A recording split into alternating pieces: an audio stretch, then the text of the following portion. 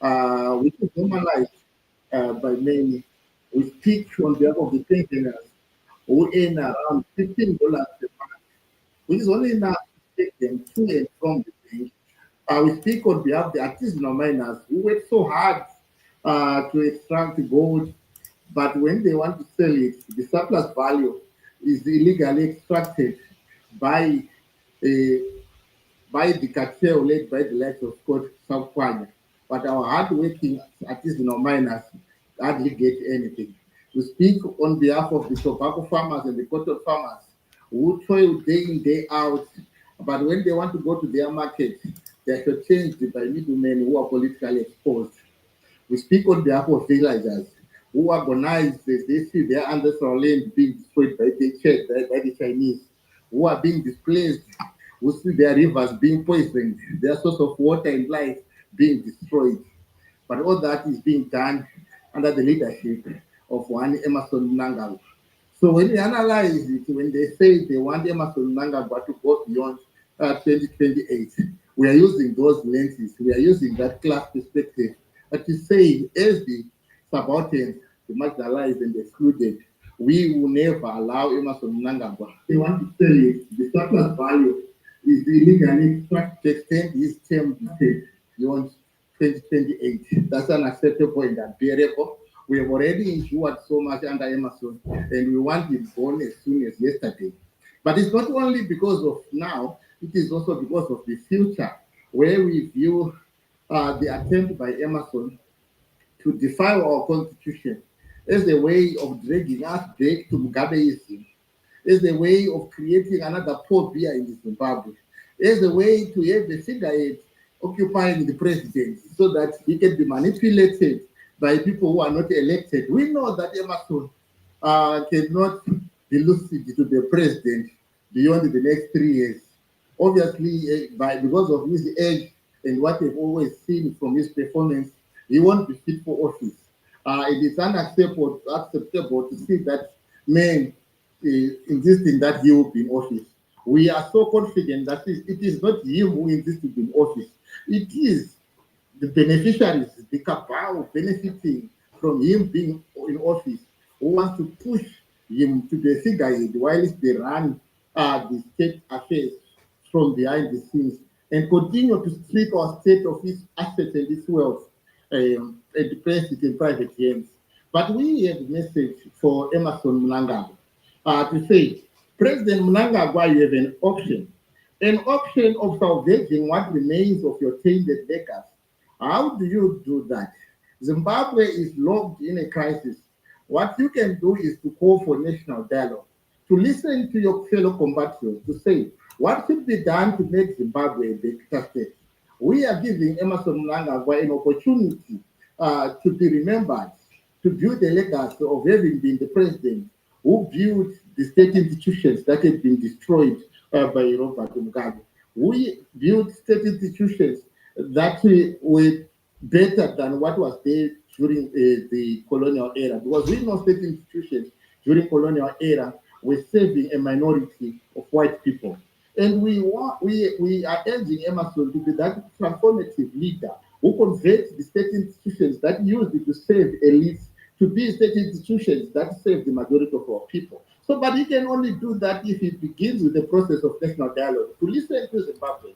Look at the model that was done in South Africa by President Ramaphosa, for whatever reasons, but you can copy that model. But you also go on to implement recommendations from the Motandi Commission report, go on to implement recommendations for different election observer missions that we've been observing our elections, passing recommendations that we never implemented.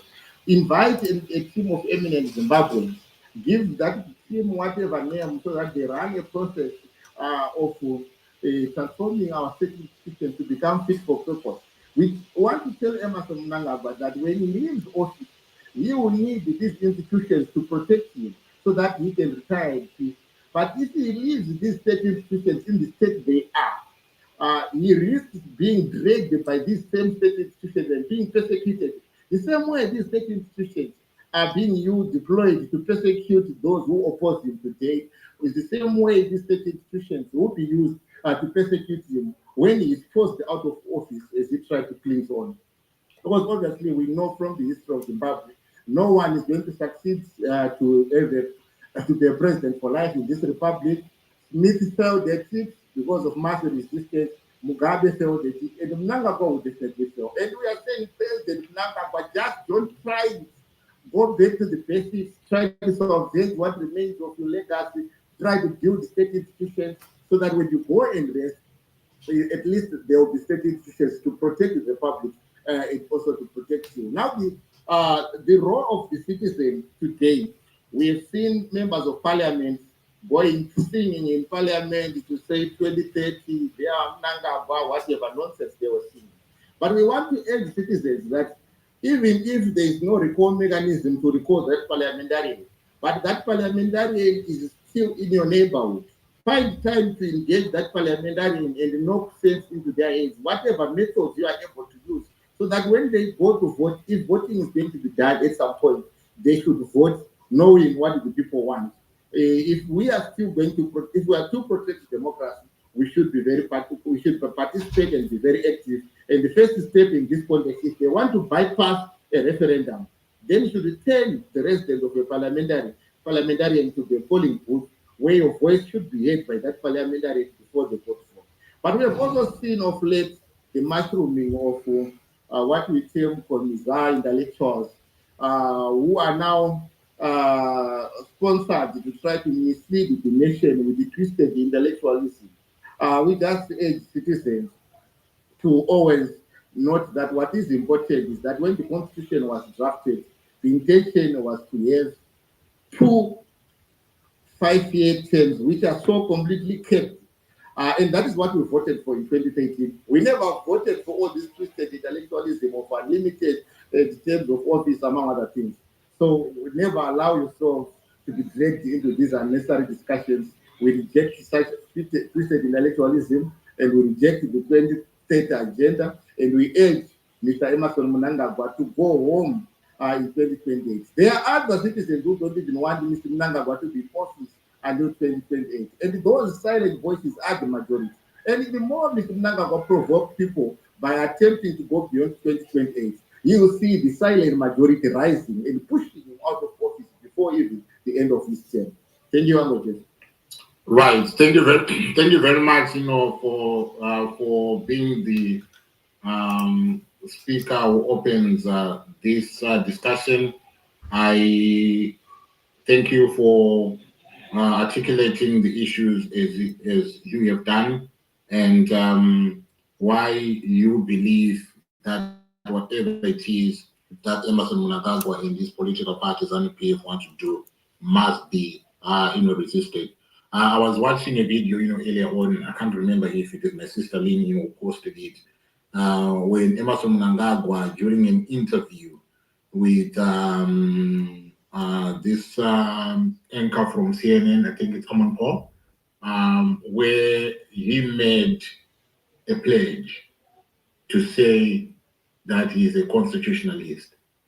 He is going to see out his 2 terms, and after his 2 terms, despite people wanting him to stay on, he is going to go after serving his 2 terms. And in that conversation and in that discussion, he understood that by 2 terms, it means serving a 10-year period. And if he understands that, what the 2-term limit in Zimbabwe speaks of is one serving a period of 10 years, not more than that. I wonder why his mum on this, where his people or those that are acting on his behalf.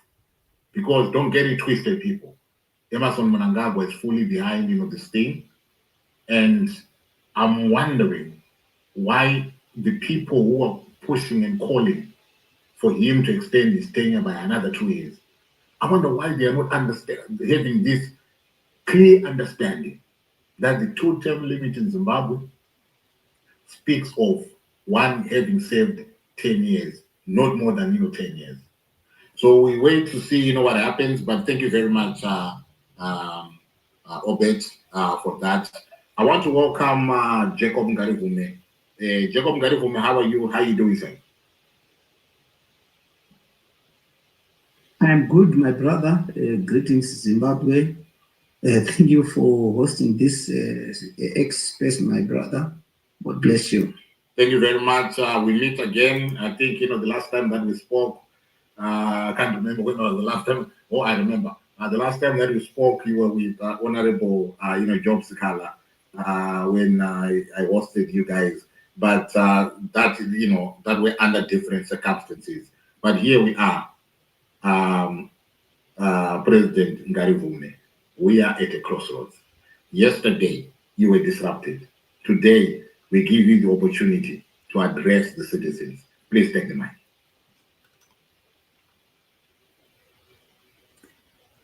Thank you very much, my brother. Greetings, Zimbabwe. I think it is very important for all of us to understand that we stand on a very precarious position as a nation. The intention by ZANU-PF to extend unconstitutionally the term limits of the president would be disaster to this country. And the need for us to defend the Constitution of Zimbabwe is there for all to see. The democratic rights of every citizen are under attack. This is not only an illegal process that they want to embark on, but it is grossly unconstitutional, it is undemocratic, and it's against the founding principles of our republic. They claim that they went to war to fight for one man, one vote, sovereignty, and so on. When you fight for people's rights, you never have a right then to take away those rights, whatever reason and whatever circumstances. But we see one by one, ZANU-PF has been taking away the people's rights, which we all collectively fought for. I was 2 years by 1980, and many other people, my parents fought in the war, my brothers fought in the war, we all sacrificed in the war. No one has got a monopoly to fighting for the freedom of Zimbabwe. We all collectively did that. But ZANU-PF, tend to forget half the time, and they claim that they are the only ones who actually liberated this country. And now we see a very dangerous trajectory and path that they want to take. The Constitution of Zimbabwe has been violated over and over. I've been to prison. They violated Section 97 of the Constitution, which warranted them to be impeached and dismissed. One by one, every time they go out to beat people, they are violating the Constitution. Every time people are killed in the streets,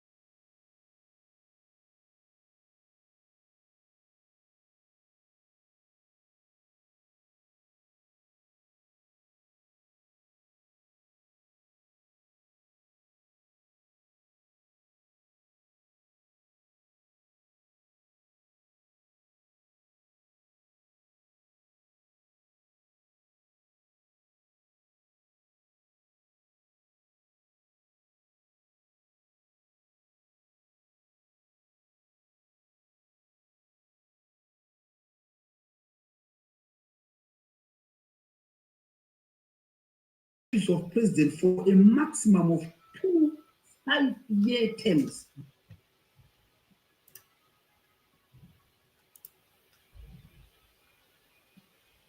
The current plan want to disregard.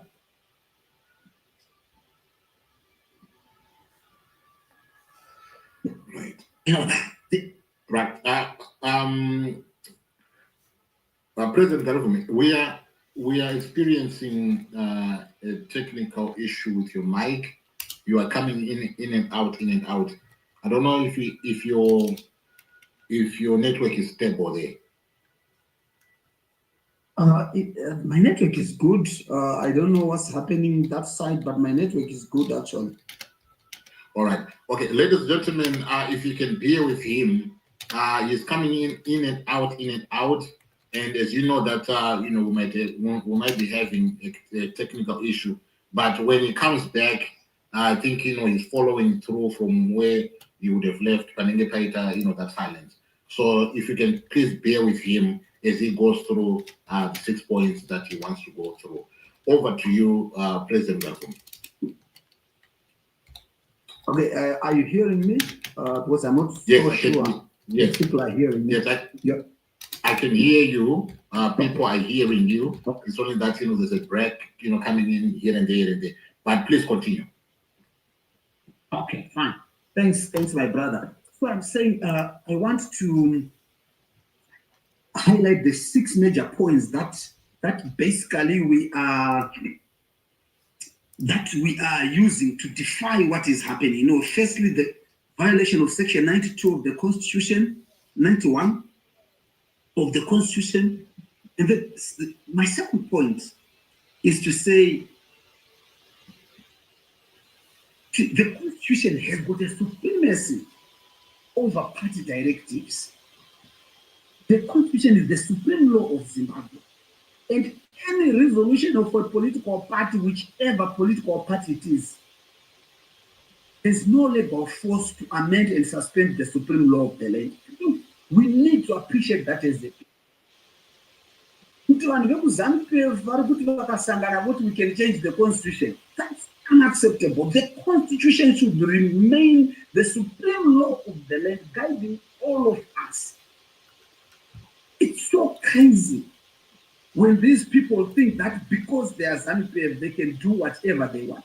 For your own information, what is happening clearly, there are divisions even within ZANU-PF. I would want to believe that it's not at all everyone. They are not in the majority, those people who want to change the constitution within ZANU-PF. They're not in the majority. They are in the minority. The majority of the people in ZANU-PF, I believe, they are against this constitution. We know already there are huge divisions within ZANU-PF itself. I can even mention that already we're seeing the Vice President, General Chiwenga, not attending SONA, not attending anti-sanctions gatherings that they are holding, which clearly to us as citizens is indicative that there are serious divisions within ZANU-PF because of this move that they are doing. So resolutions within ZANU-PF can't overrule the supreme law of the Constitution. But of course, we also know and are aware that as a nation, our institutions are captured. The judiciary is captured, and I'm not scared to say it that we've got a captured judiciary that has torn the lives of individuals within ZANU-PF. Not ZANU-PF, but individuals within ZANU-PF control the judiciary. They control the levers and instruments of power, which is what they use against the people of Zimbabwe. That's unacceptable. That's completely unacceptable. This is time for us to unite and come together and say no to what is happening. Then the main point I want to raise is we plan to skip the 2028 general election. Control the judiciary. The levers and instruments of power, which is what they use against the people of Zimbabwe. That's completely unacceptable. This is time for us to unite and come together and say no to what is happening.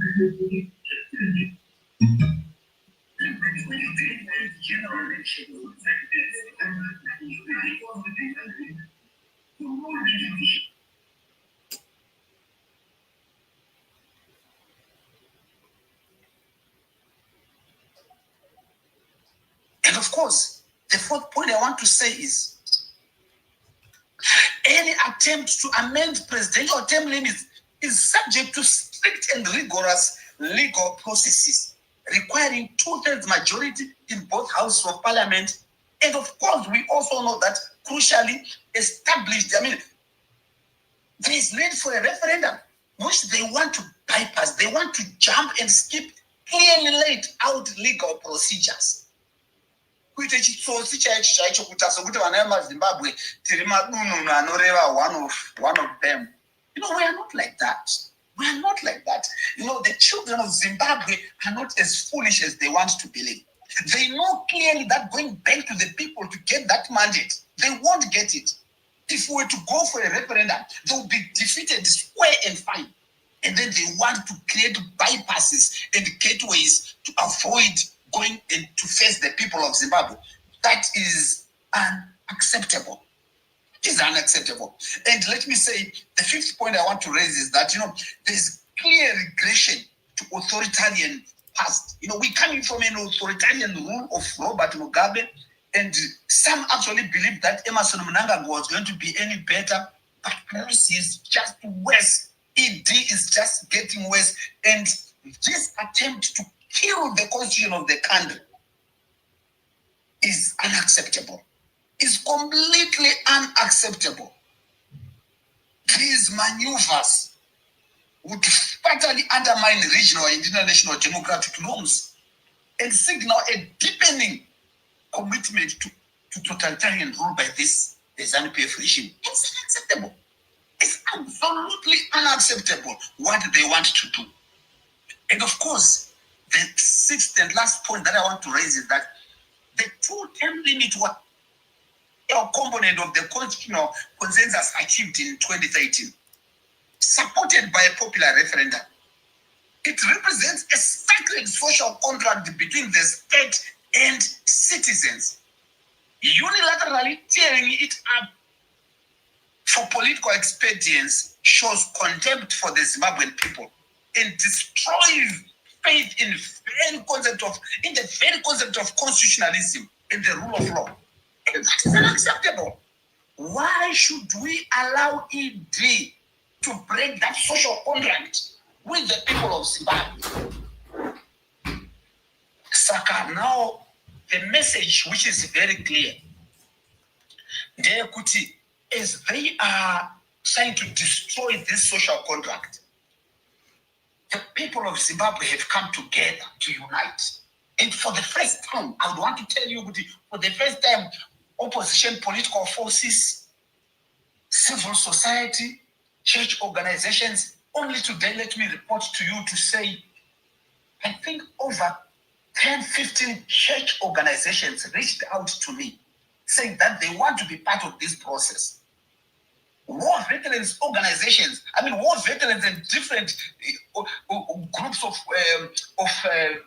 veterans associations, they've been reaching out to us to say we want to be part of this agenda to resist the illegal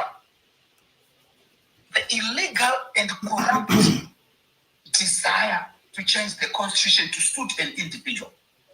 So what they are actually doing is that they are giving impetus and fresh life to the fight for democracy in this country.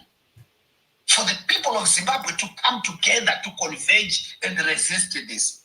So which is actually a huge positive. People have had their own differences. Our struggle has been long and the battle painful.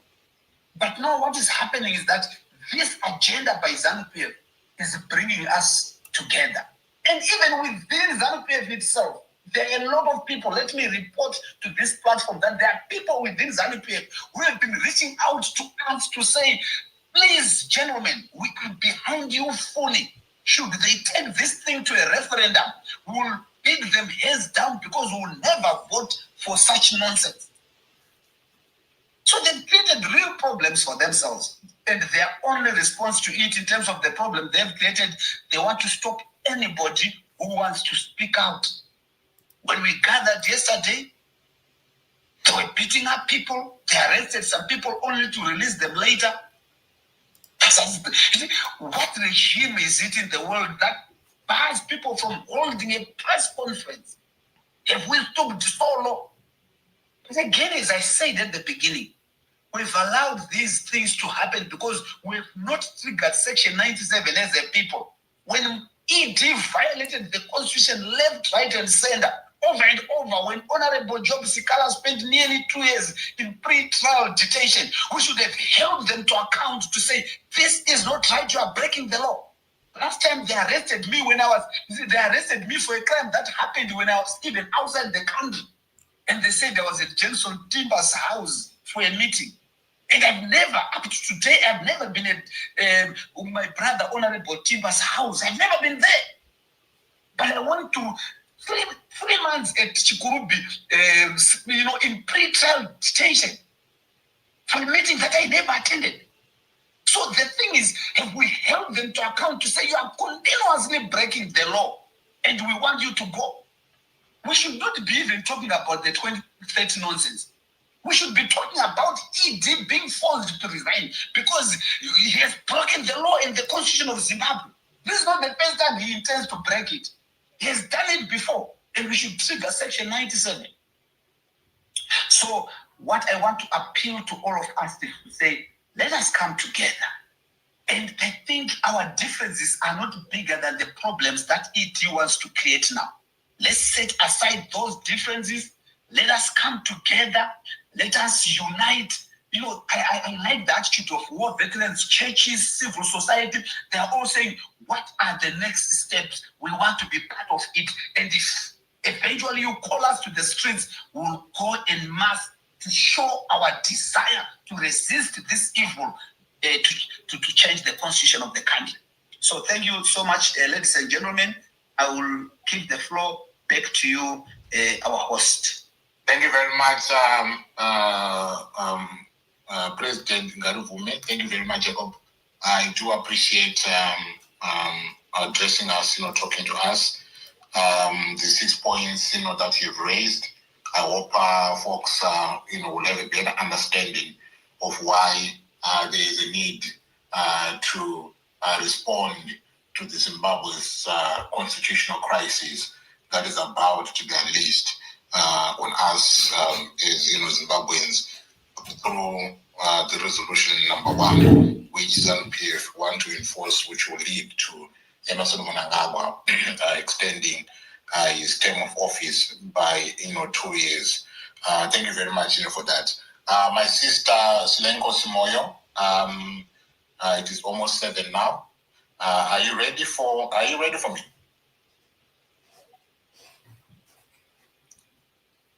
Silenko Simoyo?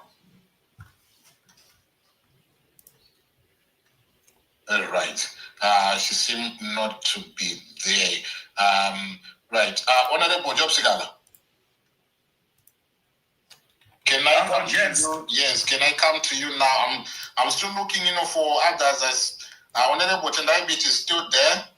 He's still to respond to the invite, but I'm not sure. I saw Honorable Prince Tobacco in there. If I can kindly ask you, sir, to make a request, and then I'll bring you onto the podium as a speaker. But if you can also point me to the other speakers, especially from those that we're going to be speaking in Bulawayo, it will be very much appreciated. And then we can have as many of you guys, come, speak to us. But Honorable Job Sikhala, since you're the only one, who's here, who can respond, can I give you, the floor to address us?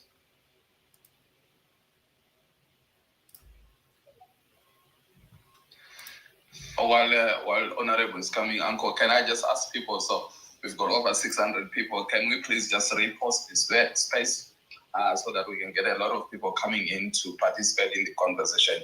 Please, if we can just repost. If you click on the comment section there, you will see an option to repost. Just asking you people to repost. Thank you. Yes, thank you very much, for that, Mofutitis. Yeah, I think it's important that we get people to repost, this. And thanks to those who are streaming on various, platforms. Thank you very much for helping, spread, the message.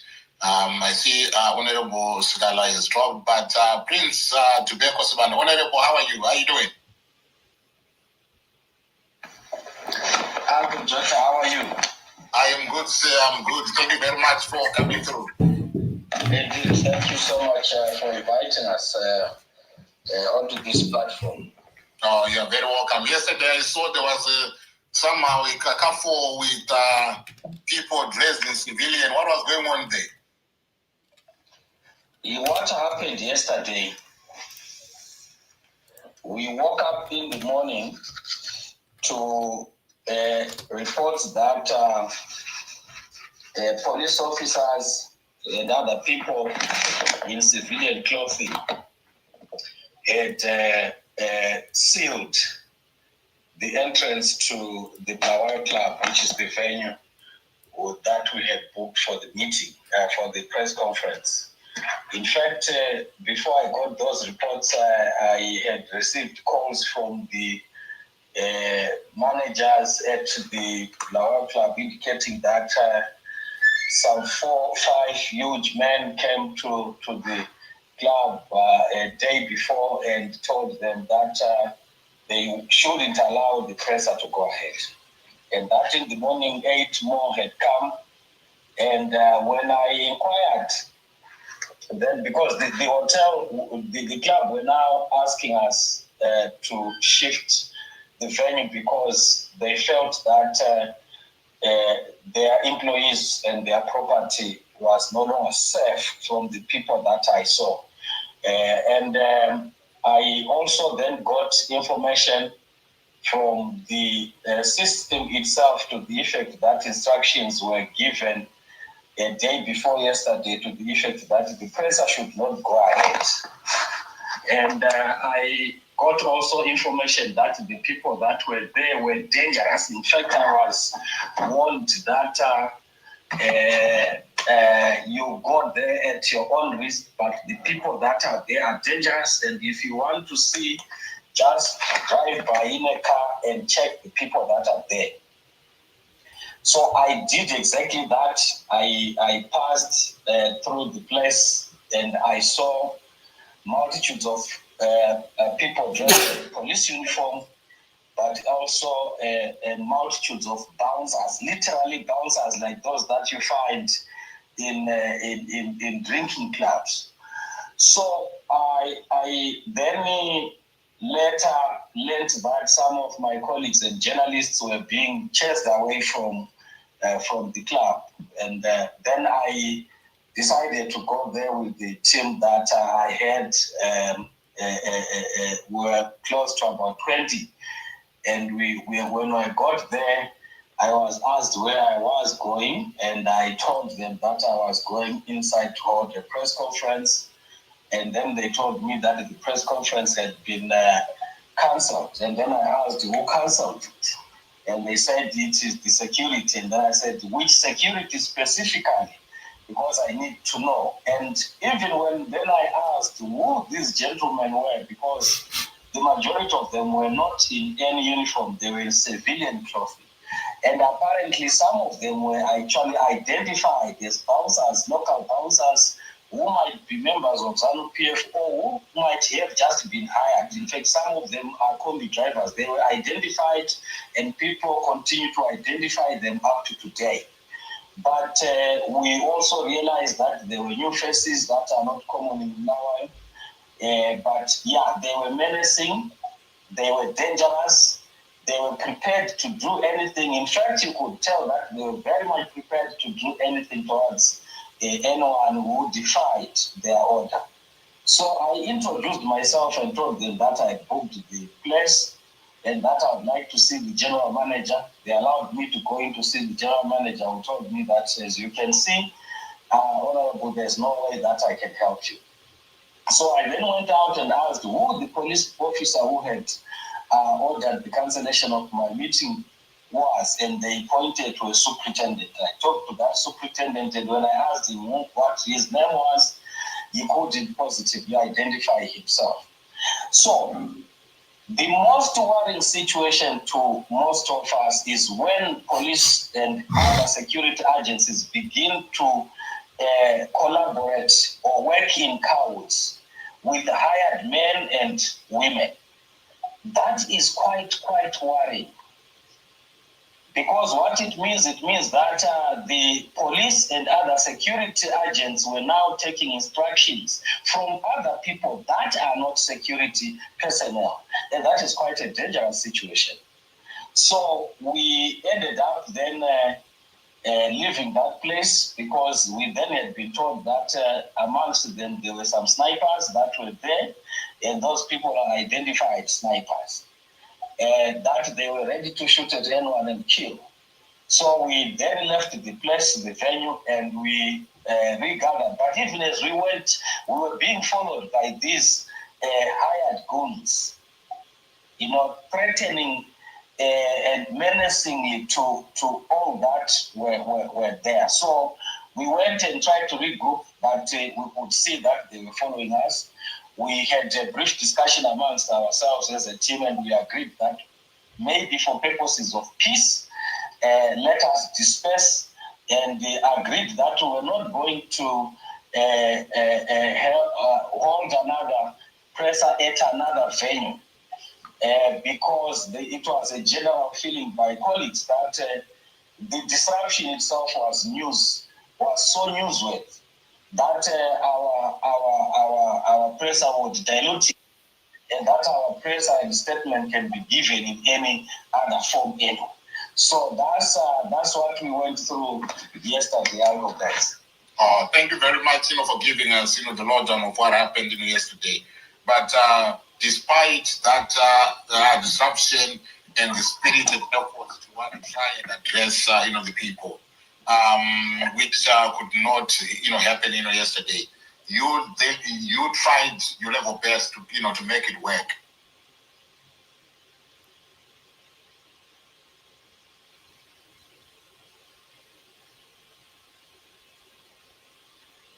Your level best to, to make it work.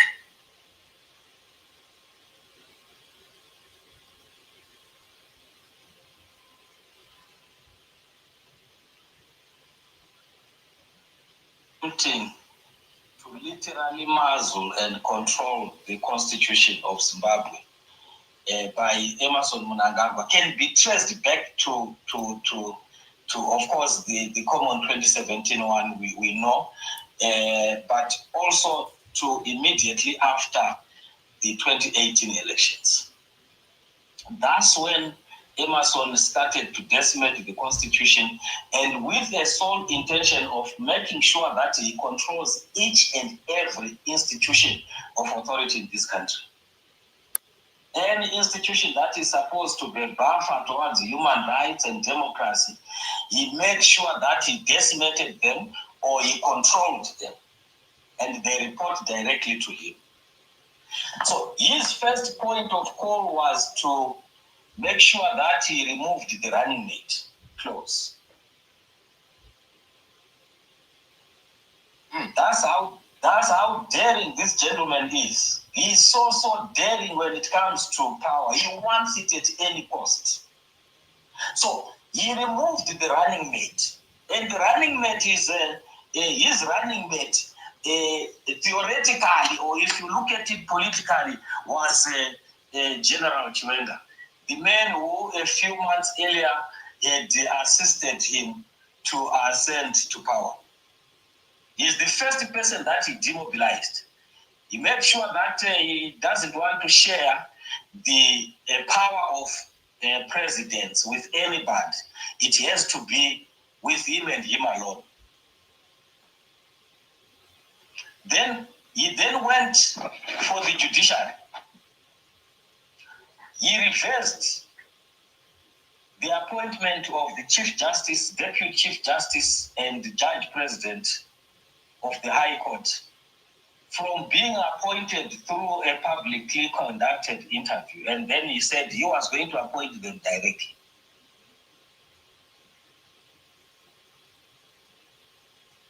So when we ignored the running mate clause, we told ourselves as Zimbabweans that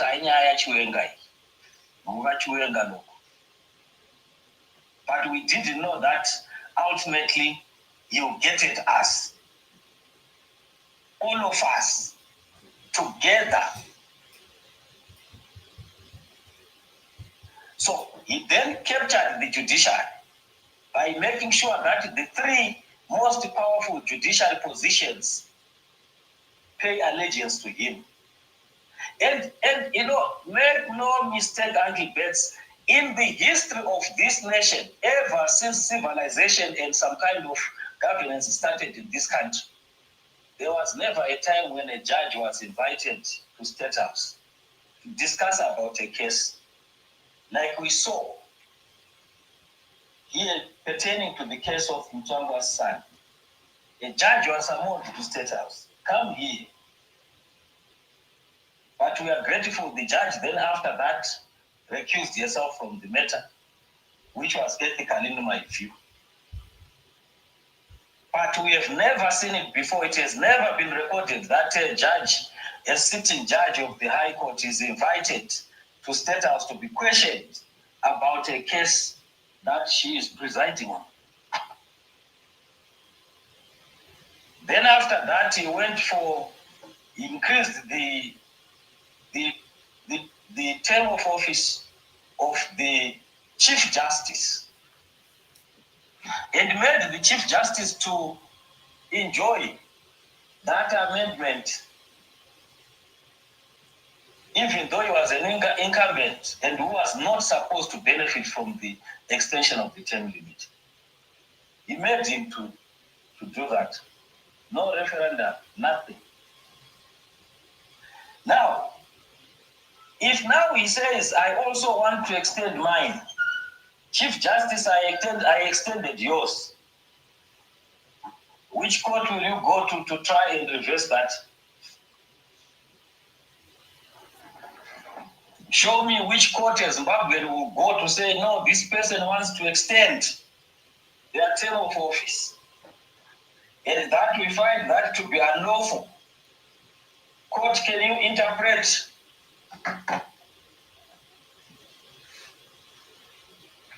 How do you think Chief Justice Malava is going to deal with that matter?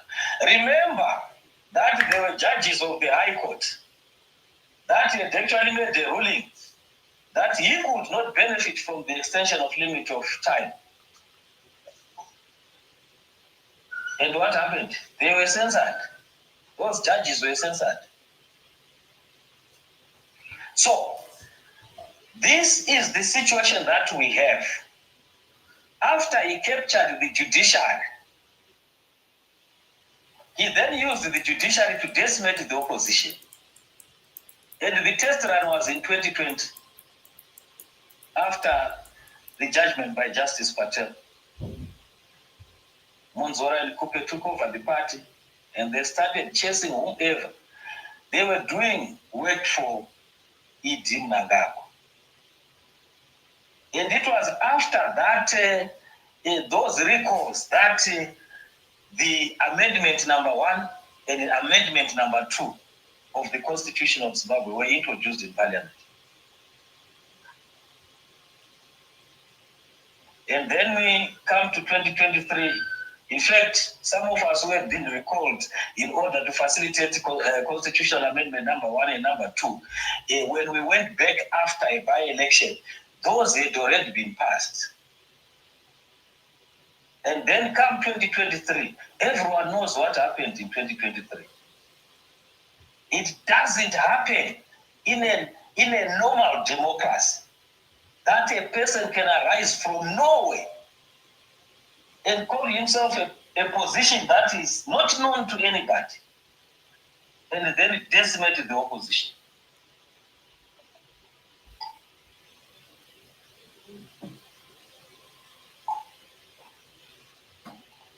Now we don't have a parliament in terms of what we envisaged in the 2013 constitution as it was.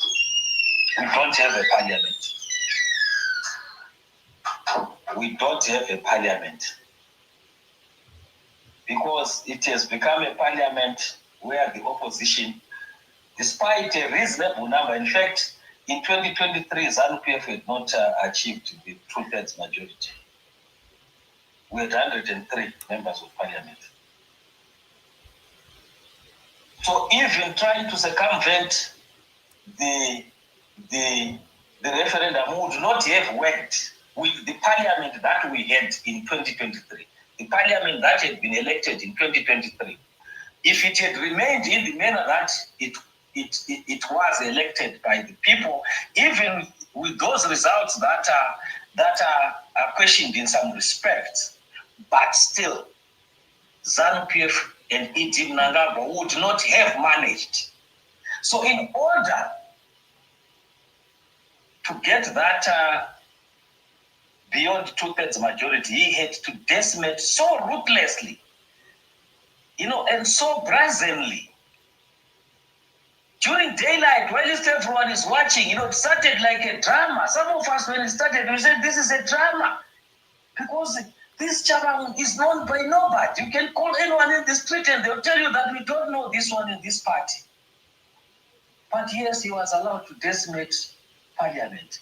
What for? For this moment that we find ourselves now.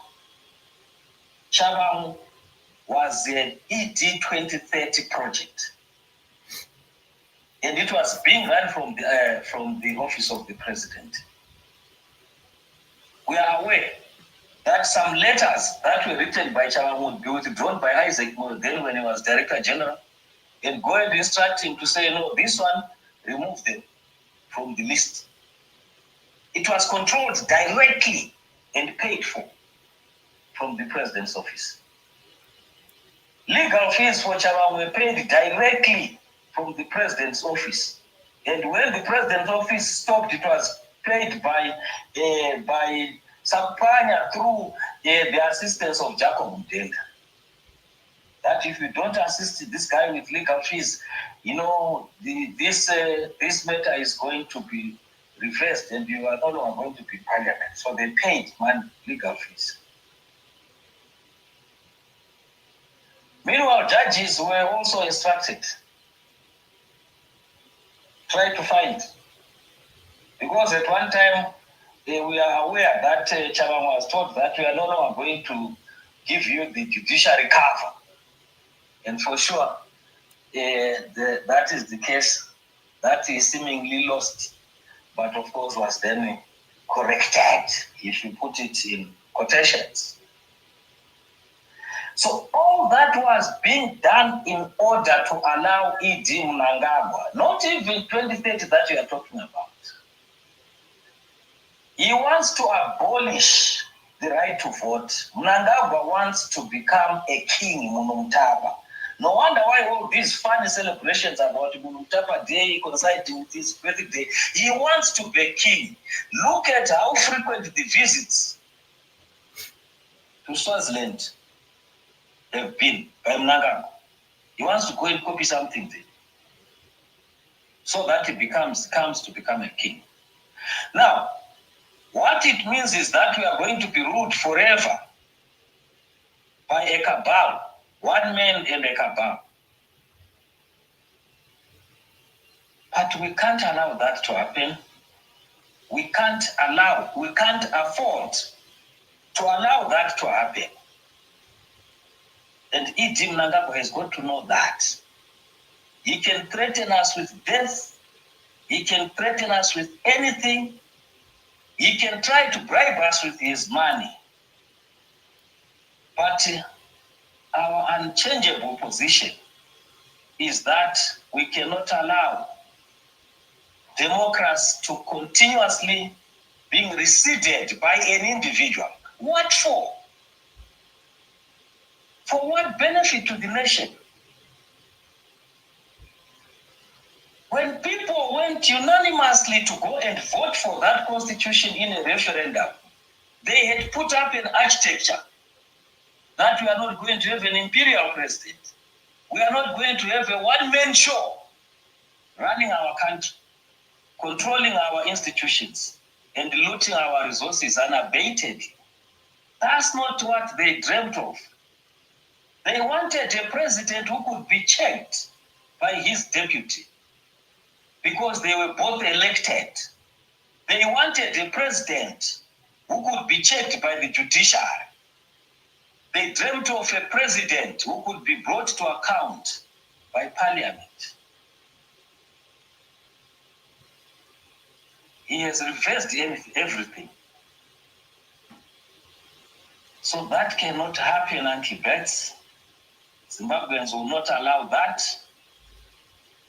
Some of us are committed to face death. If it will be recorded that we were fighting for what was right. So the purpose of the press conference was to disseminate information to Zimbabweans, to understand that this thing that is being talked about is not a joke. We are dealing with a daring person that unless all of us together, we stand to stop the desecration of democracy. It is not only the desecration of the constitution, it is of the democracy. You won't have a voice anymore. Because even if you try to raise your voice, they'll arrest and detain you. There's no judiciary that will help you. No wonder why Walter Mzembe, he said that he should remain there. We have already heard the pronouncement that he should remain inside until. So you have no judiciary, you have no parliament, you are on your own in a prison cell. Or they kill you. But that's not the country that those who went to war went for.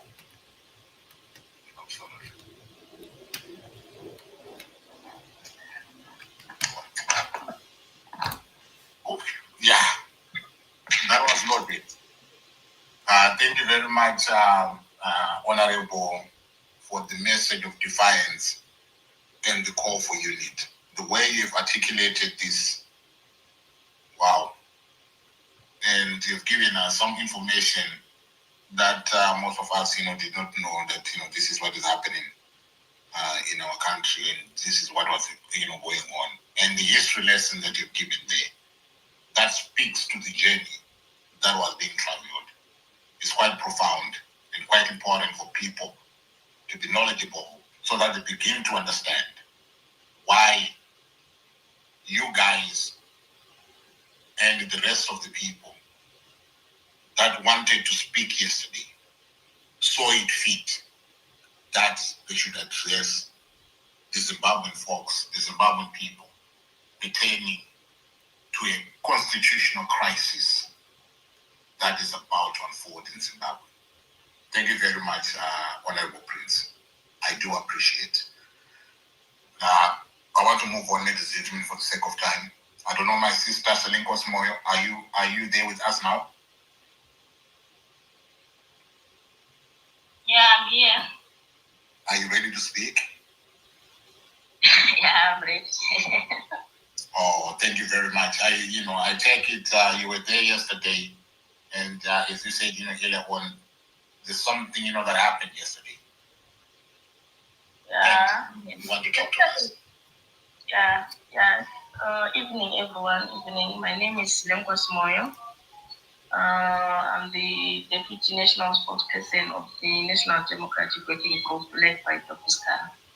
So I'm one of the progressive force leaders that have come and united under the banner to 2030. But yesterday, as you have seen in the past week, that we advertised that we're going to have a presser yesterday. So when I went there in Blawayo, this side, it was raining yesterday. So the other members that went there first, they assessed the situation, then they saw that it was tough. So for me, my phone was off. So I went straight to the venue. So when I approached the venue, I saw people outside. They were wearing civilian clothes. So I thought maybe they are with us. they are waiting since it was not time yet. So as I approached, I realized no, these are not normal civilians, because they were not smiling, they were serious, and they were only bouncers. I think there were 15 men of them, 15 men. So when I approached there, when I went, I approached the door, they blocked the door. There were 3 women, they jumped and they surrounded me. The other one stood next to the other side, the other one stood next to the other side. So that's when I realized that no, this is no longer what I was thinking. So this is it. This is them. So quickly they asked me, Madam, where are you going? So I also thought that since my face was on the poster circulating, so I thought maybe the way they reacted, I saw that they were really waiting for that face. So they asked me, Madam. So the other one, he came up front and he said, Madam, where are you going? Then I said, I want to go inside. Then he said, what do you want to do inside? Then I said, I want to see someone. Then he said, who is that someone? Then I just there was just a name that I said I want to see someone called Dusan at the reception. Then he said, what does that Dusan do? Because I had to change my story because I saw that it was no longer safe for me. Then I said, no, you accept the reception. But our facilitator from the regional southern region, he had went inside. He also disguised himself that he want to check the venue, he want to book the place. So when he came out, he realized that I was being interrogated. So he held my hand and he said, no, it's fine, let's go. But to my surprise, when I realized some of the faces, familiar faces, some of the people that work there, where we work. So I was very disappointed. Yeah. So all I can say to the Zimbabweans and the people at large is that what we are fighting is bigger than we think. And I realized that this 2030 is a big project. And all I can say is that the ZANU-PF will stop at nothing to protect it. They are ready to defend it and protect it. So if us, we are also saying no, we want to also defend it, I think we need more calculated measures. We need very, very stringent measures that can match their level. So we need all hands on the deck to stop it, because when we go to, when they are, now I realize that Prince will say that now they are also trying to ban the elections. So if they ban the elections are the only way Zimbabweans express themselves. And if I remember very well, there's another time when President Itimnagaba always said that the voice of the people is the voice of God. So that voice of the people is only heard mostly through elections, where they elect their leader. We all know that the people of Zimbabwe, they've spoken, and they always speak in every 5 years. They always select their leader, but the outcome becomes something else that we don't even know. So by banning these elections, we are saying, President Itinanaga, what you promised us, or what you say, that the voice of the people is the voice of God, we are now banning that voice. So who are you leading? What are you doing? Because as the citizens, we are not happy with what is happening. So we are saying, please try and look at what you are doing. Try and look, don't like he mustn't listen to people that, like those guys that are called Sikhala. Those guys, that are in it for themselves. I don't know who's advising him. Like what happened in Parliament? Honestly, you see a world Parliament for a country doesn't have a backup for lightning, because in other places, other businesses, as soon as there's a cut off, the backup plan or the solar is turned on itself. But for something like Parliament, that was very, very embarrassing, and this for the second time. So all I can say to the people of Zimbabwe is that this thing that we are facing is not a small thing. It's a bigger thing, and it has been planned, and it has been well calculated. So if we're saying we are defending it, or we are rising up, I think we need to stand up more, put more pressure. Thank you very much. Wow, thank you very much, my sister. For that, I do understand. The frightening situation that you found, yourself in, and finding out that some of the folks, that were part and parcel of that. Oh, that could, that is something that is so disheartening. But thank you for adding your voice. Thank you for the reminder that you've given people that this thing, ladies and gentlemen, if it is not resisted, it is bigger than, this thing is bigger. And if it is not, resisted, we are going to find ourselves under a different animal, divorced from what we know as a people. So thank you very much. For that, I want to move on. But before I move on, can I ask you, ladies and gentlemen, we are over 1,000 here. If you can repost this, it would be very much appreciated. It would be very much appreciated if you can repost. Right now, I can only see the reposts, that have been done.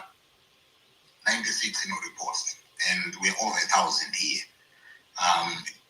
Please, we want your participation in helping others as well to come through and be in a position to hear what the distinguished men and women who are here are saying with regards to the agenda, constitutional crossroads, citizens' response to Zimbabwe's constitutional crisis. Right, let me move on. Right, Honorable Job Sikhala, in and out. I don't know what is going on, but I've got Honorable Tendai Biti. How are you? Yeah, good evening, Comrade McDowell and fellow Zimbabweans and compatriots. Thank you very much, for joining us. Thank you very much, for responding. Yesterday, I was looking forward, to hear you make, your full address. But even though I heard you speak, here and there, but I knew that, looking at you and knowing you, I knew that, there's a lot, that you wanted, to say. So I'll give you this opportunity, Honorable Tendai Biti, if you can, speak to us. Thank you very much, Gerald, and thank you for creating this platform to allow citizens to speak on an issue, the threat to our constitution, which personally I consider the biggest existential threat that our country has faced since independence, probably since Ngarivhume. This is the threat to turn our country into a monarchy. This is the threat to turn our country into a dynasty, the Mafiti, a dynasty. This is a threat to completely privatize our capacity as citizens to fight back. This is a threat to privatize and take away from us our sovereignty, our right to govern ourselves and to leave it monopolized by a cartel, by a clique, and by a syndicate. And the unfortunate thing about this syndicate is that there's been a conflation between the political elite, the political syndicate, and mafia syndicate that has been grabbing Zimbabwean assets legally and extra-legally, that is engaged in massive looting through public tenders. So this is the crisis we are facing, a huge, humongous crisis. I think the starting point must be, what is this constitution? This constitution represents an agreement, a compromise between the people of Zimbabwe, which we ratified, which we agreed to in the referendum that was held in March of 2013, in respect of which 93% of the people that voted in that referendum, equivalent to about 3.2 million people, ascended to that new contract, a new constitution. This was after a period of 3 years, 4 years of protracted negotiations between and amongst the Zimbabweans, followed by two very contentious all stakeholders conference. So this was a people-driven process born from public participation, in respect of which there was symbiosis, there was outcome between the end product and the people of Zimbabwe, in respect of which every Zimbabwean could identify with a certain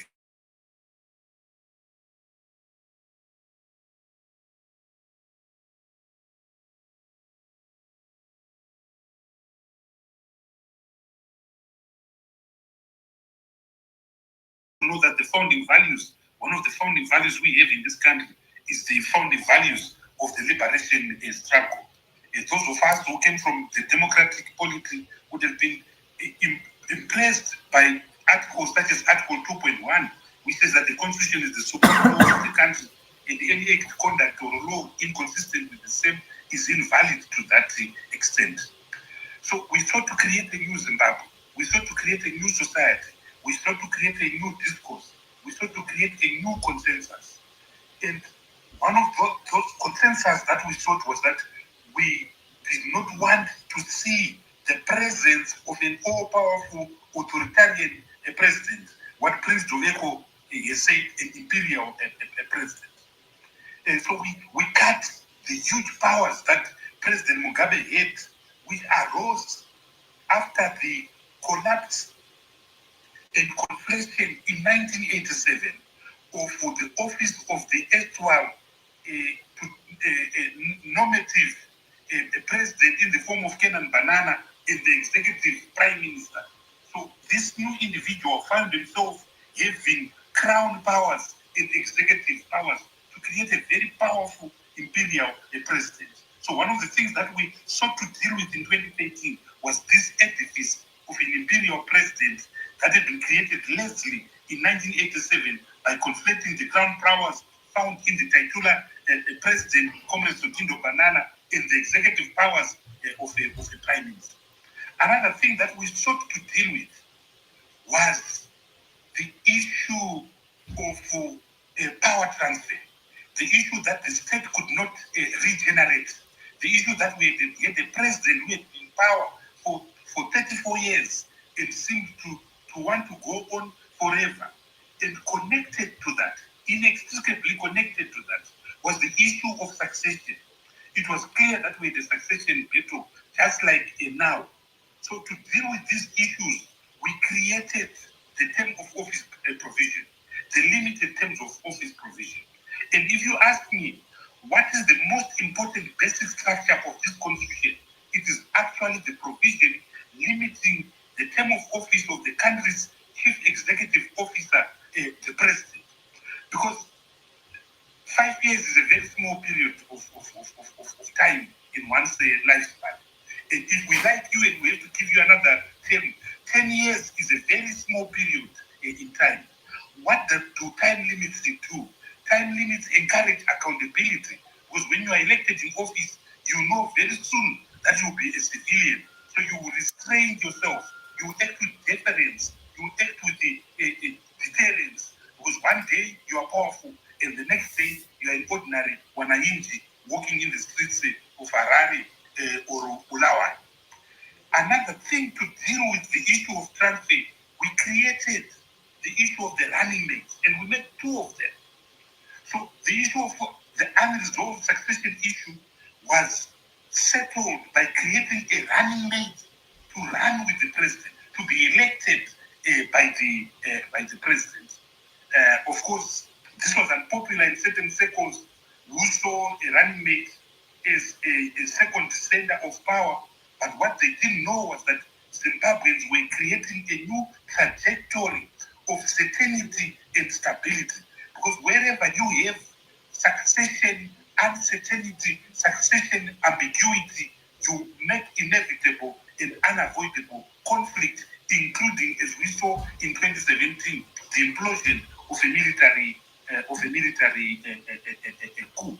But our constitution was much more than all these things. There were other things that were clear to citizens, which are still important now.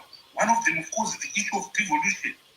One of them is the issue of transparency and accountability around our financial resources codified in sections such as 300 of the Constitution. One of them is the issue of the land question, codified in chapter 16 of the Constitution of Zimbabwe. One of them are the principles of government that you find in chapter 9 of the Constitution. One of them is the 4 pillars of the Constitution that include the Human Rights Commission, the Anti-Corruption Commission, the Gender Commission, the National Peace and Reconciliation Commission. These 50 state institutions were meant to create additional checks and balance to the traditional tripod of power between parliament, executive, and the judiciary. So it was a modern, progressive constitution. Now I come to the present threat. ZANU-PF does not have the unilateral right of seeking to amend a basic structure of the constitution, namely the term of office provision. And those of you who are familiar with our constitution, it's not just the president who had terms of office, judges had terms of office. Security sector big chiefs, they've got terms of office. There's a limited terms of office of the commander of the army, the commander of the intelligence, the commissioner general of the police, the commissioner general of prisons, and other. That typifies how we valued this, term office. And we said, fine, in section 328, a term of office can be changed, but it can only be changed through a referendum. So firstly, 2/3 majority in parliament, and then through a referendum. But even if one were to succeed through this difficult task of a referendum, you would require, so that change, that constitutional change, would not serve the incumbent. So in other words, we created a disincentive for an incumbent to push for a constitutional amendment that would not benefit you. We then said, if you're crazy enough and so driven, you hold an insatiable desire for power, you want it to benefit you, you have to go through another referendum. But this referendum and the first referendum cannot be held concurrently. So 2 separate referenda. That is the law. That is section 327, bracket 7 of the Constitution of Zimbabwe. Now, they are now trying to create what I've called legal prostitutionalism, dubious legal arguments to deal with and to try and subvert the constitutional provisions that there are terms of office and that you can't avoid them except through referendums. There are three variants of this schism to cheat and facilitate a coup against the constitution of Zimbabwe. The first variant is what you've seen in a document called the Breaking Barriers Initiative. That document proposes that we amend section 91 of the Constitution of Zimbabwe to allow the president to be elected by parliament and not directly by the people of Zimbabwe. The BBI proposal proposes that we extend the term of office of the current parliament to 2035, not 2030. So according to the BBI, the next election will be held after 2035. According to this mendacious satanist proposal, the current president, Mr. Mnangagwa, will be deemed to have been elected in terms of the new constitution. And further, these amendments, the BBI amendments, must be implemented before the current president has served 3 years from August of 2023 when he was sworn in as president. The reason why the 3 years are important because our constitution is very clear in section 92 that a full term is 3 years and above. So they want to do this before he reaches 3 years so that they can pretend that he didn't serve any term to justify giving him a blank 5 years that gets you to 2030. Meaning that the proponents of the BBI would have wanted to see this constitutional amendment passed and actualized before December of 2025, when the president would have served 2 years and 3 months from August of 2023. Fortunately, it's no longer possible for that proposal, because the constitutional bill has to lie for a minimum of 90 days, and we are nearing the year end, so that window is passed. The BBI proposal is dangerous because the parliamentarians also fall into that category of people with term limits, because the term of parliament is fixed in terms of section 143 of the constitution, read together with section 158. It's a 5-year term calculated from the day that the president is sworn in to 30 days before the end of the full 5 years. In other words, if we had the election in August of 2023, then 5 years ends in August of 2028, and the election must be held on any day within the 30 days from 23 August 2028. That's the term of office of parliament. So you would also need a referendum to extend the term of parliament to either 2030 or to 20. So it doesn't work. It's with great respect, a horrible argument that cannot hold water. My biggest disappointment lies in one or two of the individuals associated with this process. I have so much respect for some.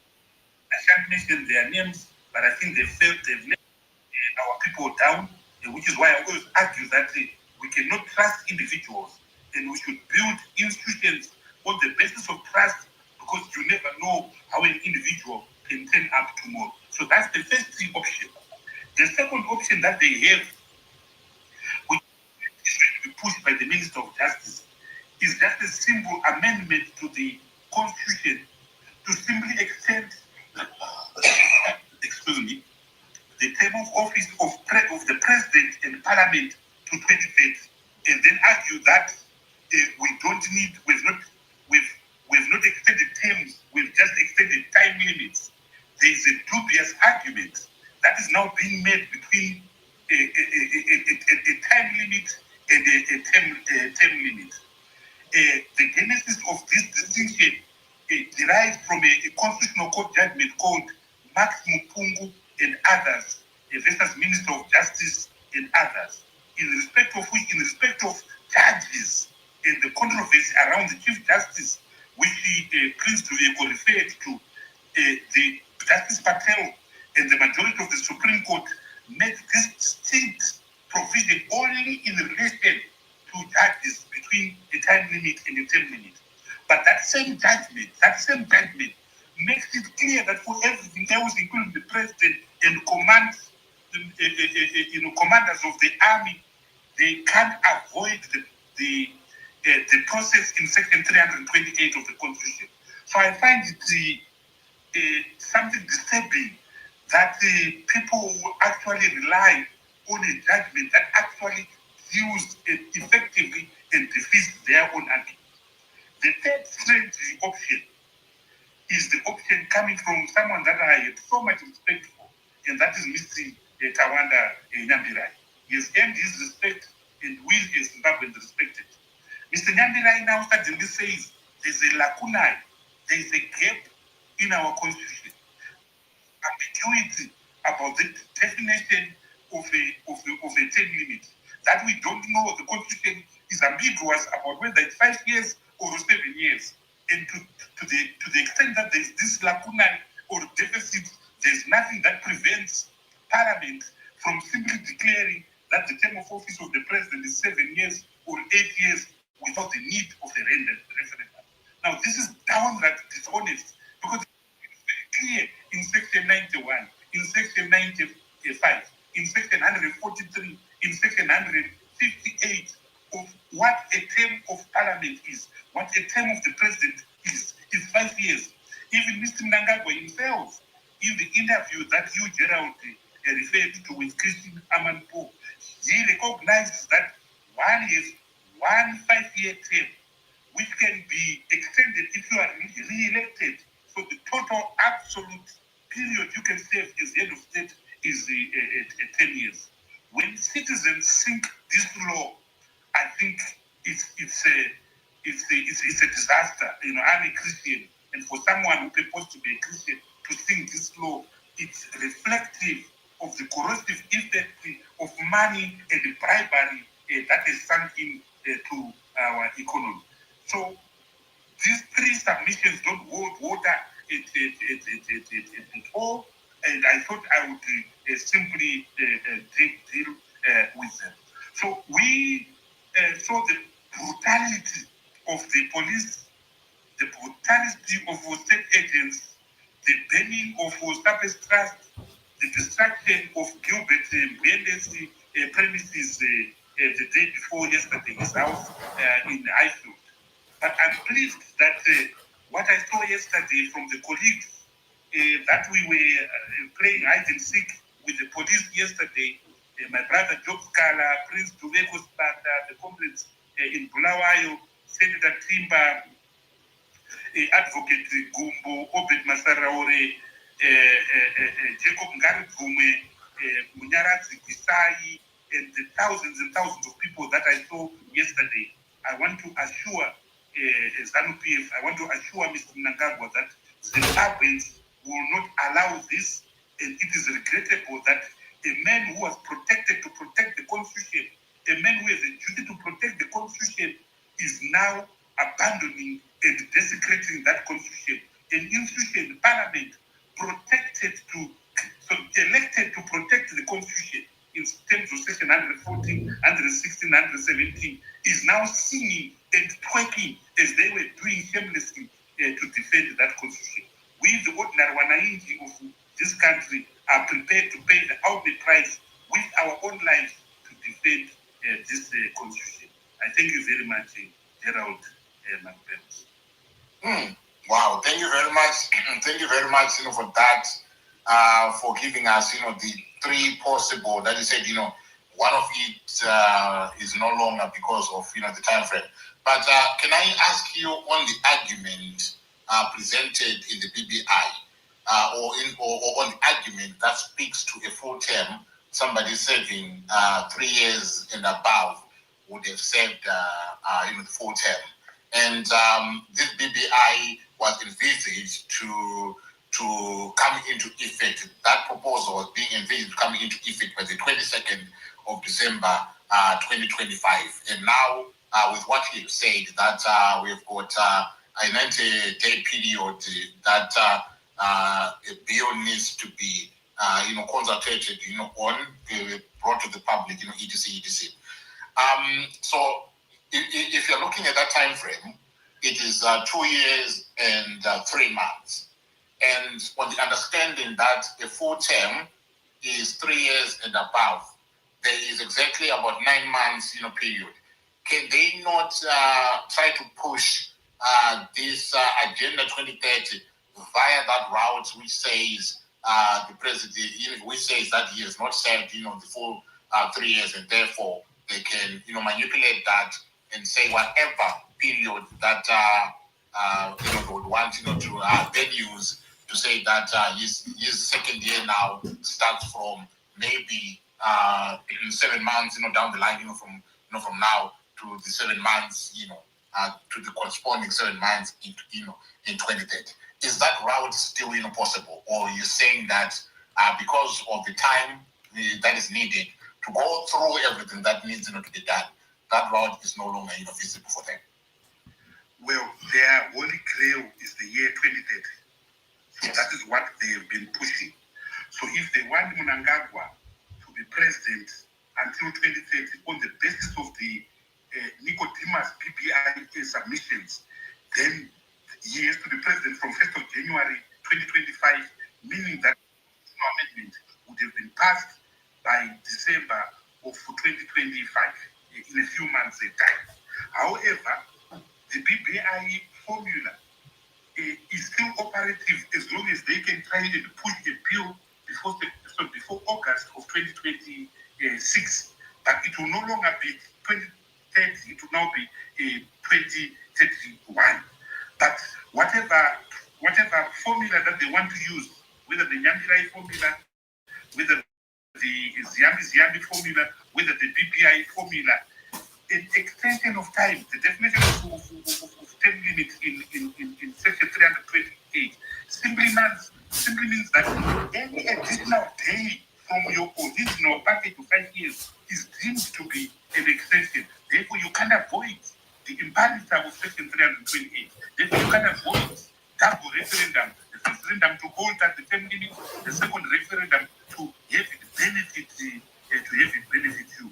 And as Prince said, we keep on emphasizing it's impossible to push this process. Zimbabweans will not allow this. They're totally against this, which is why anyone pushing this agenda is only pushing this country to an implosion, because you can't seek to push something that is impossible without expecting an impossible reaction in the form of an implosion. So the legal arguments which I've dealt with here are just an excuse of trying to do what they want to do. But the bottom line is that it is a constitutional coup d'etat, and we will not accept that. And thank God, the majority of all veterans, the majority of state institutions in this country, the majority of citizens in this country, overwhelmingly are totally and absolutely against this obscene constitutional incest. Right. Thank you very much. For that, I do appreciate. I want to move on to Honorable Job Sikhala. Honorable, are you able to speak now? Honorable Jens, am I clear? Yes, you are. Please go ahead. No. Thank you very much for hosting us today to discuss this very important subject that is affecting all the citizens. Our commiserate sympathy to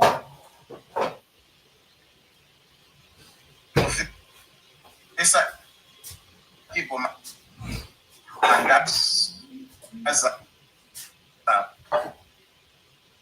Honorable Sikhala, we are struggling, to hear you. Yeah, we are struggling, to hear you. Can we go to Plan B? Honorable Sikhala? Right. I'm struggling to hear you, Honorable. So I'm going to Plan B, Honorable. Let's see, if this works. Attacked almost same time around the early hours of the morning of the day, around 2 or 3, 4 past.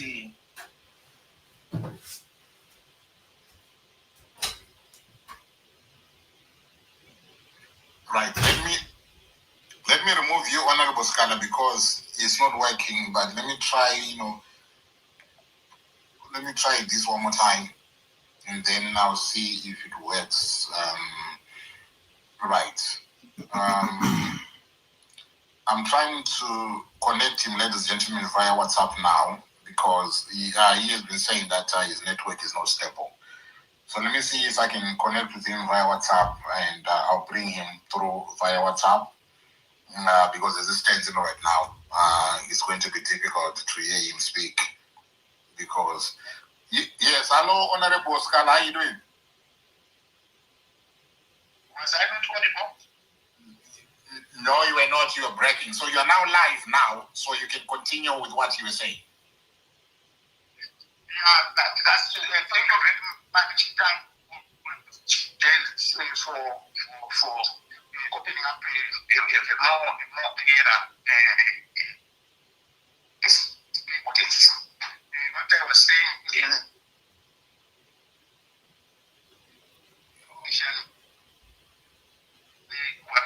that I was paying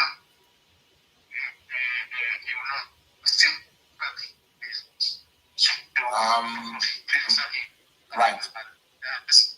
Hello, Honorable Sikhala. I'm struggling again. I'm struggling. It's not connecting, properly. Struggling again, it's not connecting properly.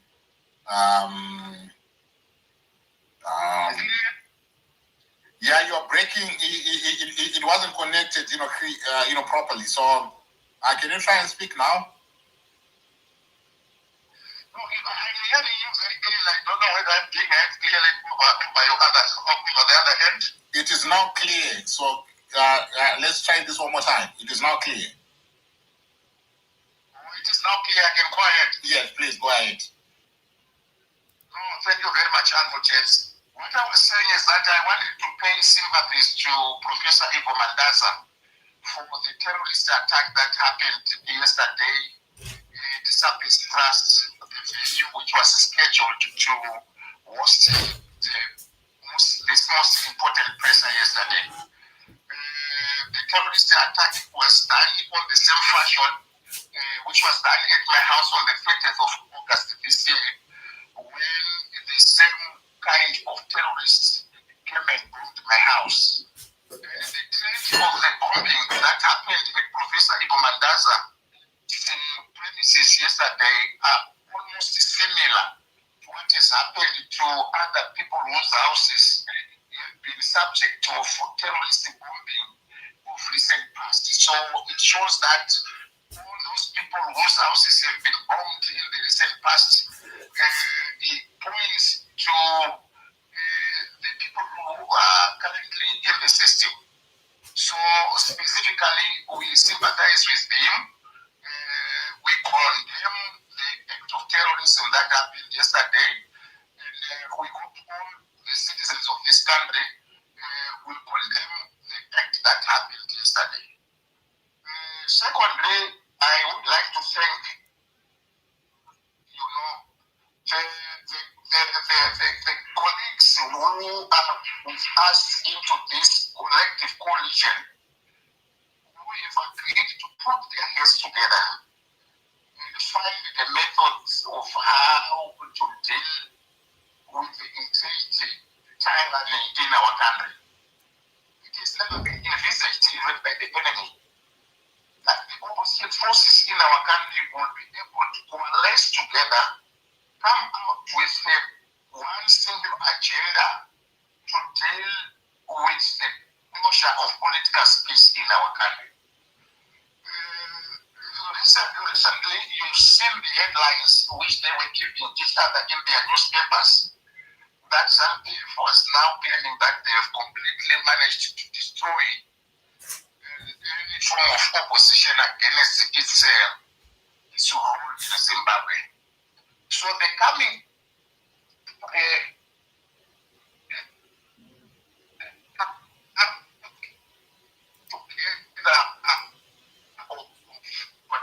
in our country from the civic society, labor, and those who are in the informal sector, from churches, from all veterans, and across all citizens of our country, coming together, it became a very huge challenge against them. They never expected that the people of Zimbabwe will be able to come together once more again for them to confront the beast that is destroying our countries. We would like to congratulate all our friends and colleagues who have managed to put aside the narrow differences people might have for us to concentrate and deal with the issue. So I thank the people of Zimbabwe for being able to come together to deal with the problems that we are facing as a nation. Then I am going further to thank the well-articulated, systematic mutilation of our constitution that has happened since the loss of Emerson Mnangagwa to power. The presentation that was given by Honorable Prince to the CROSSROADS. That it started likely, when he started to abolish the running mate clause in our constitution. Of course, many people who have been in the opposition at that time did not manage to realize trick of the man that he wanted to have absolute power for appointing and disappointing, for abrogating himself, appointing and disappointing authority upon himself, so as to keep issues political benefit. All of us, we must blame all of us, because we did not manage to realize that that was the beginning of a man who wanted to entrench absolute power to himself. After that came the period when he systematically destroyed the opposition in Zimbabwe by usurping the FDC alliance, dissolved it and said that those who have contested on the ticket of the FDC alliance did not belong to that political party. They were all subject of the MDCK political party. This led to the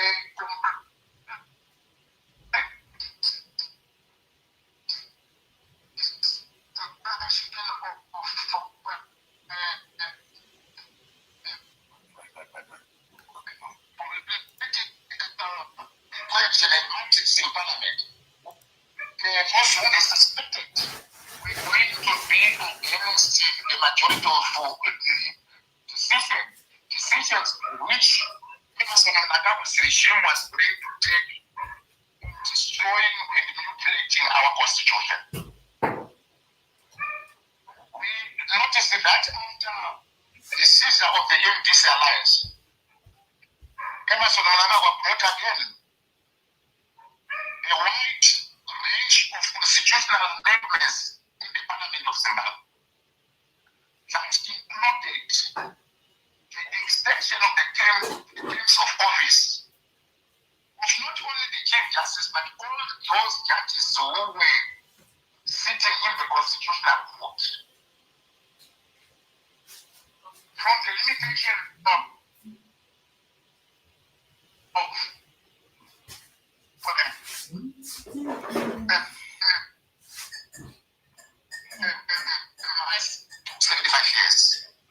so the issue of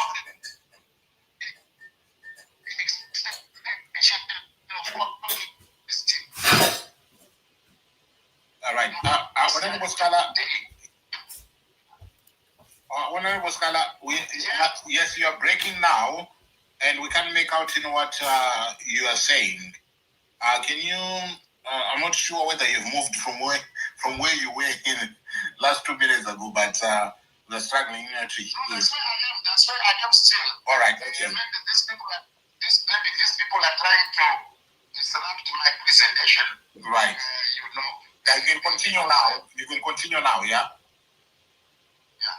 What I was saying is that the issue of the prolongation of the term of office, or the extension of the term of office of the incumbent, is not only beginning now with Emerson Mnangagwa's intention to extend his term to 2030. It started with the extension of the term of office of the current Chief Justice and also the Justice of the Constitutional Court. Like what Honorable Prince Oswanda presented, the three-member High Court judges who presided over the application that was brought before it said that the Constitution is very beneficiary of any form of extension of a term of office. And those judges, and even Justice Mushure, Justice Mushure, as well now, after she obtained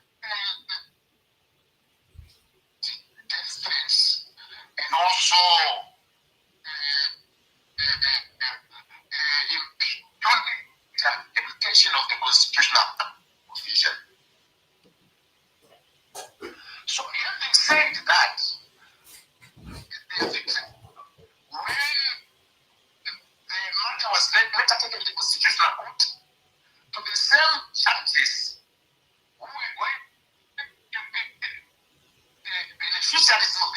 extension of the letter of an appeal by the Chief Justice and the Judicial Service Commission against the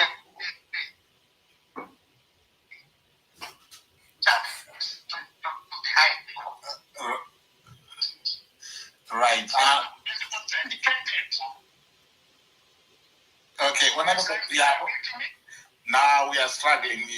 You know what? I wanted to do justice, to your presentation, but what is happening is you are breaking up so much that we can't even piece together. You are. I'm not sure, how I can, make this work, anymore.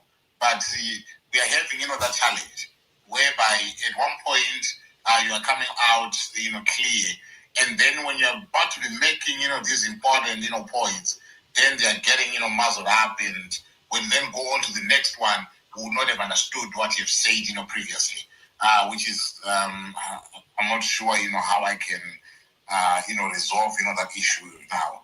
Because I'm losing you at crucial, moments of your presentation. But I'm hearing you very clearly on my side. Yes, but on my side, when it's coming through now, that is where the issue is. I do not know, is it possible for you, I'll give you, another opportunity. Is it possible for you to, to package whatever remaining points, that you have into a summary? And then, the main points, that you want to put across. Let us try and do that, because I'm not hearing exactly, what you are saying because of this problem. Let me change the position and see whether it might. Is it better now? Somebody says that. Somebody says go on top of the roof.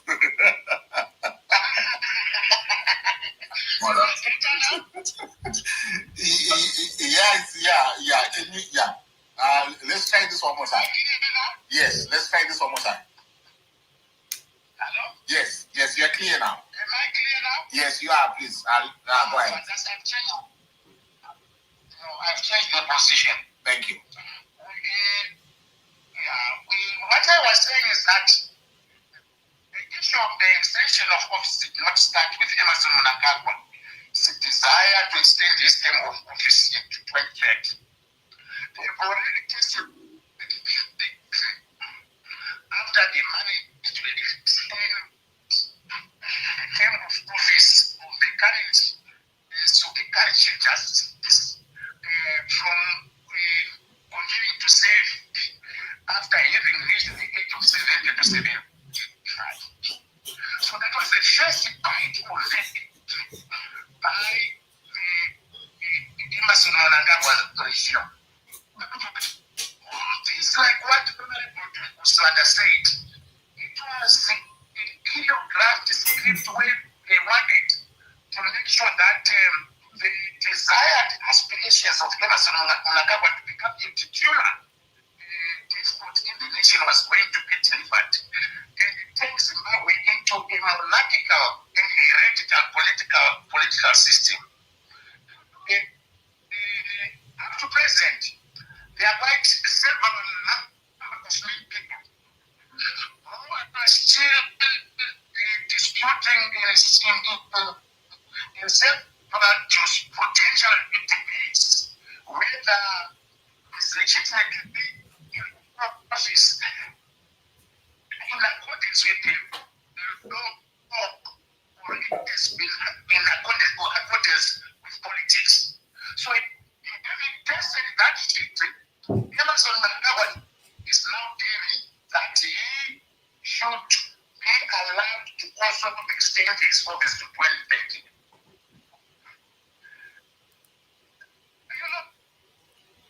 All the legalists, all the opinions that have been given by several lawyers in our country, in almost 2030, correctly so, is such. And not only supported in terms of the provision of our own constitution, but also in terms of our fight is not only supported terms of our own constitution. Our own constitution, which was said to have quoted from the international best practices on how the balance of democratic governance in Zimbabwe 2008, the terror, genocide, and genocide that happened. International law in terms of the African Union's Constitution, Article 30 of the African Union Constitutive Act said no government or no regime shall be allowed to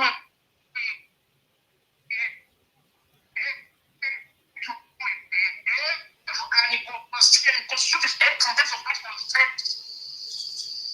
It says that most people who want to extend their terms of office, they call it the jet term. They call it the jet term. African template of leaders who want to extend, to get terms. They are saying it is a coup against the people. Then secondly, they are talking about the amendment of the Constitution for the purpose of an extension of the term of office of a new government.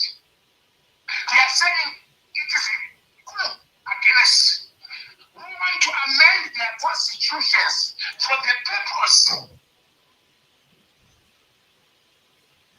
having their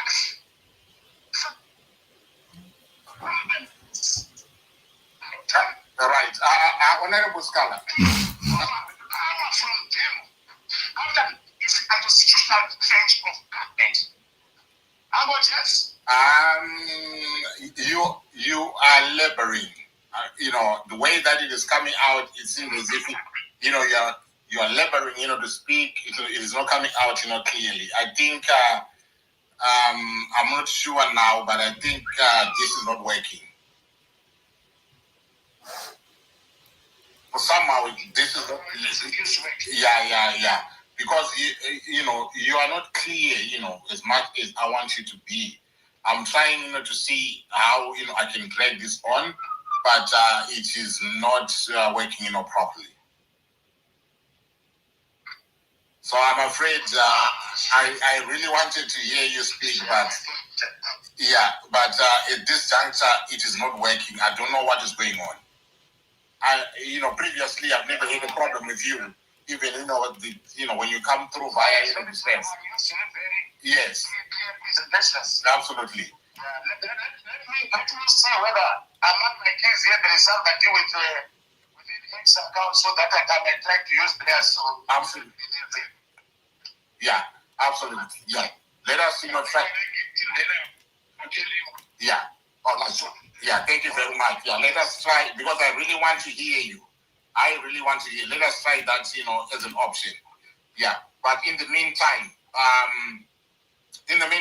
on the podium, I still have Honorable Biti, Honorable Prince Jibeko, and President Jacob Ngarivhume.